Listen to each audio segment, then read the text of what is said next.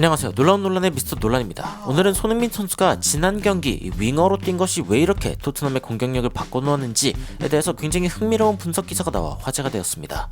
특히 케인이 없이도 토트넘이 공격적인 모습을 보일 수 있는 이유에 대해서 이 컷백이라는 이유를 들었는데 이 컷백이라는 게 무엇인지, 그리고 손흥민 선수가 이를 어떻게 아주 효과적으로 활용했는지 바로 들어가 보시죠.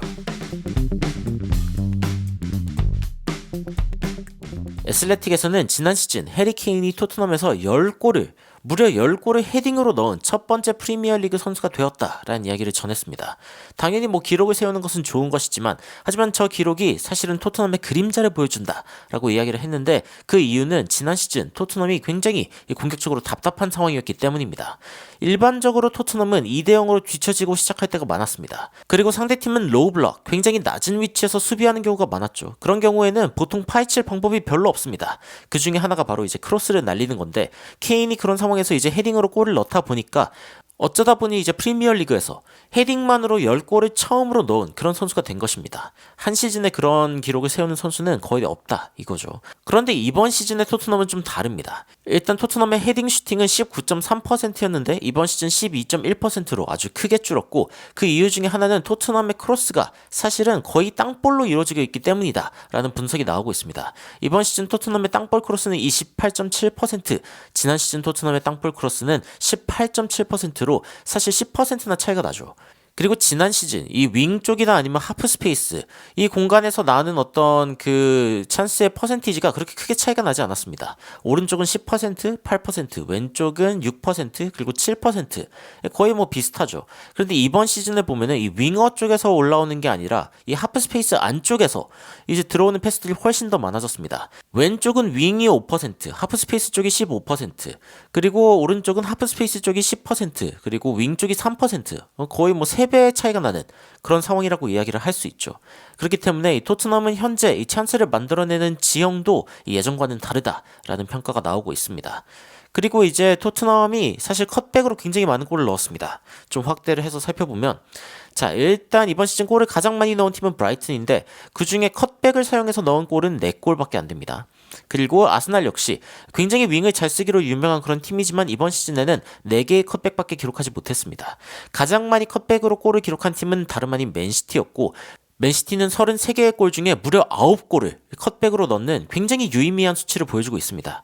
이거는 맨시티가 노리고 이렇게 넣고 있다라고 밖에 설명이 못하고, 그리고 토트넘 같은 경우에도 34골을 넣고 있는데 6골이 지금 컷백으로 나오고 있기 때문에 맨시티 다음으로 가장 많이 컷백을 활용하고 있는 팀이다라는 평가가 나오고 있습니다. 이런 평가를 보면은 이 토트넘이 굉장히 의도적으로 이 컷백을 사용하고 있다는 걸 알 수 있는데, 사실 이 컷백이라고 하는 것은 지난 월드컵에서도 굉장히 많이 활용됐습니다. 그리고 사실은 지난 월드컵에 이 컷백이 너무 유행해가지고 다 이렇게 골을 넣나? 라는 생각이 들 정도로 굉장히 많이 이 컷백을 사용했는데, 사실은 최근의 월드컵들을 좀 보면은 점점 더 측면에서 공이 많이 노는 모습을 볼 수 있습니다. 좀 확대해서 살펴보면은 시간이 가면 갈수록 점점 더 측면이 짙어지는 걸 볼 수 있죠. 이 볼이 조금 더 측면으로 가고 있다라는 걸 볼 수 있는데, 이 이유 중에 하나는 상대의 수비들이 사실은 골을 실점하지 않기 위해서 점점 더 중앙에 집중하는 형태로 방어를 하기 때문에 점점 더 바깥쪽으로 이제 공이 나가고 있는 그런 상황을 보여주고 있는 그런 모습입니다. 그래서 이제 월드컵들을 좀 살펴보면 2010년 월드컵 같은 경우에는 중간에서의 공격도 25%나 됐습니다. 2014 브라질 월드컵 때도 중간에서의 공격이 21%에 달했죠. 그런데 러시아, 카타르 월드컵 같은 경우에는 16%에 그치고, 이 바깥쪽에서 27%, 28%, 카타르 역시 28%, 27%로 이 윙어가 공격하는 경우가 굉장히 많았다. 이 크로스를 통한 공격을 굉장히 많이 썼다라는 이제 이야기가 나오고 있고, 여러 가지 크로스 중에서도 사실은 컷백이 굉장히 이해 유행했다라고 이야기할 수 있는 부분이, 찬스가 무려 114개가 있었고, 이 컷백만 센 겁니다. 컷백만 114개가 있었고, 그리고 그 중에 골이 18개나 터졌습니다. 그 전 월드컵 같은 경우에는 이 컷백으로 만들어진 골이 이것의 절반에도 못 미쳤다는 점을 이제 감안할 때 사실 굉장히 이 컷백이 유행이 되었다라고 이야기할 수 있는 부분이죠.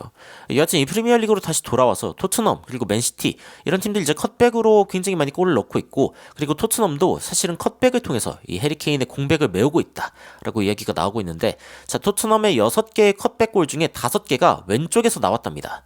야, 이쯤 되면 이유를 알 수 있죠. 사실은 손흥민 선수, 히샬리son 그리고 존슨 그리고 우도기가 이제 왼쪽에서 뛰는 선수들인데 훨씬 더 기회를 잘 만들어낸다라고 이야기가 나오고 있습니다.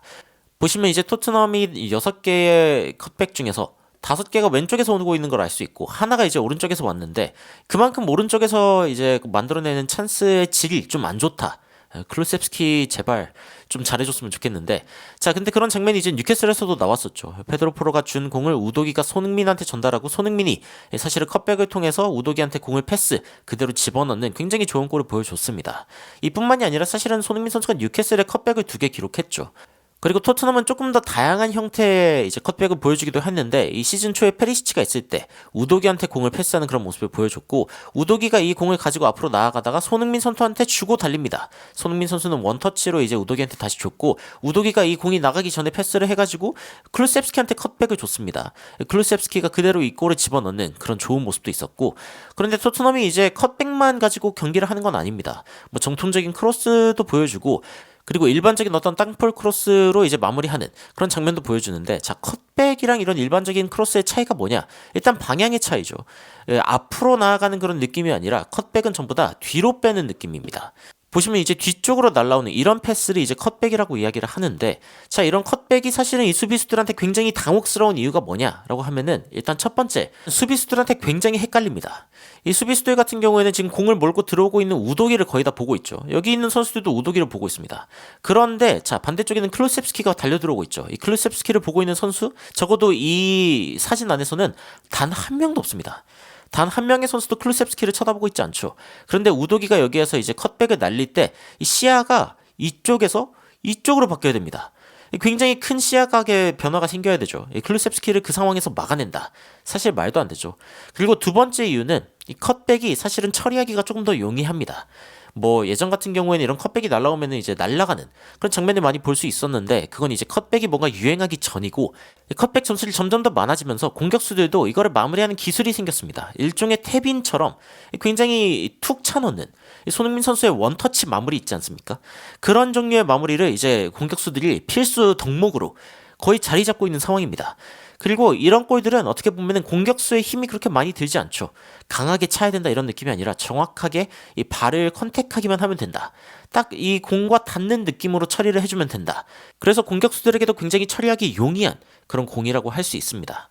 디 애슬레틱에서는 토트넘이 최근에 1대0으로 이기다가 지는 경우가 굉장히 많아가지고 약간 좀 불명예스러운 그런 기록을 쓰기도 했지만 그래도 이 첫 골을 넣는 것은 굉장히 중요한 일이고 그리고 일반적으로 토트넘이 컷백을 통해서 그런 선제골을 많이 만들어낸다라고 주목했습니다. 물론 최근에 이제 토트넘이 5경기 연속 1대0으로 이기고 있는 상황에서 지거나 아니면 홈경기 3경기 연속 1대0으로 이기고 있는 상황에서 진 첫 번째 프리미어리그 팀이 되면서 엄청난 불명예를 안게 되기는 했습니다만 그래도 뭐 첫 골을 넣는 것 자체가 뭐가 문제가 되겠습니까? 그 뒤로 이제 공격력을 못 이어가는 게 더 문제인데 자 토트넘 같은 경우에는 이번 프리미어리그 시즌에서 16경기 중 13골 선제골을 넣었습니다. 이거는 이제 엄청난 기록이라고 할 수 있고 그리고 최근에 10경기 연속 선제골을 넣으면서 게다가 손흥민 선수도 시즌 2자릿수 골을 넣고 있고 이 토트넘이 보여주고 있는 이 포스테코글루 스타일 축구 이게 이제 토트넘의 어떤 성공으로 가는 길이다라고 이제 굉장히 많은 전문가들이 이야기를 하고 있습니다. 토트넘이 해리케인 없이도 성공할 수 있는 이유가 컷백이라고 했을 때 그 컷백을 가장 잘 구사하는 선수는 단연 손흥민입니다. 뭐 뉴캐슬전에서도 2번 보여줬죠. 일반적인 크로스도 이제 보여줬지만 컷백 야 진짜 전부 다 손흥민 선수만 보고 있는 거 보이시죠? 이게 얼마나 손흥민 선수의 이 공격이 위력적인지 그리고 이 컷백이라는 공격이 얼마나 수비수들이 대처하기 힘든 그런 부분인지 보여주는 장면이기도 합니다. 여튼 손흥민 선수는 상대 풀백인 키에란 트리피어를 2번이나 무너뜨리면서 완벽한 컷백을 보여주었고 자신이 왜 이 토트넘에서 가장 믿을만한 선수인지를 다시 한번 증명하는 인생 경기 중 하나를 펼쳤습니다. 앞으로 어떤 경기를 보여줄지 저도 굉장히 기대가 되는데 분명한 것은 이 토트넘이 이런 컷백 형태를 굉장히 많이 사용할 것이란 점입니다. 뭐 이번 뉴캐슬 전에서도 그랬고 그리고 다른 경기들에서도 어쨌건 이 컷백을 통한 공격은 이 토트넘이 현재 보여주고 있는 굉장히 강한 공격력을 설명할 수 있는 굉장히 좋은 전술이죠. 물론 다른 토트넘 선수들이 이제 손흥민 선수만큼 마무리 능력이 좋았더라면 그러면 좀 더 많은 골이 들어가 있을 수도 있지만 일단은 시즌이 하반기로 흘러가고 있는 상황 가운데 이 토트넘이 점점 더 이 전술에 적응해 가고 있는 것 같습니다. 손흥민 선수가 패스하고 손흥민 선수가 넣으면 얼마나 좋을까 이런 이야기를 가끔 하지만 누군가는 좀 넣어주고 그리고 손흥민 선수가 득점하는 혹은 손흥민 선수가 넣어줄 때 적어도 떠먹여주는 득점 정도는 좀 팀원들이 넣어줬으면 좋겠다라는 생각이 듭니다. 여러분들은 이 토트넘의 컷백 성공 신화에 대해서 어떤 생각이 드시는지 댓글로 의견 남겨주시면 더욱 흥미로운 소식으로 찾아뵙도록 하겠습니다. 더 재밌는 외신 소식 있으면 여러분들 전달해드릴 수 있게 구독과 좋아요 꼭 부탁드리고 지금까지 놀라운 논란의 미스터 논란이었습니다. 시청해주셔서 감사합니다. You are my sunshine, my only sunshine. You make me happy, home and away. And when it's pouring, you keep on scoring. So please don't take my sunny away.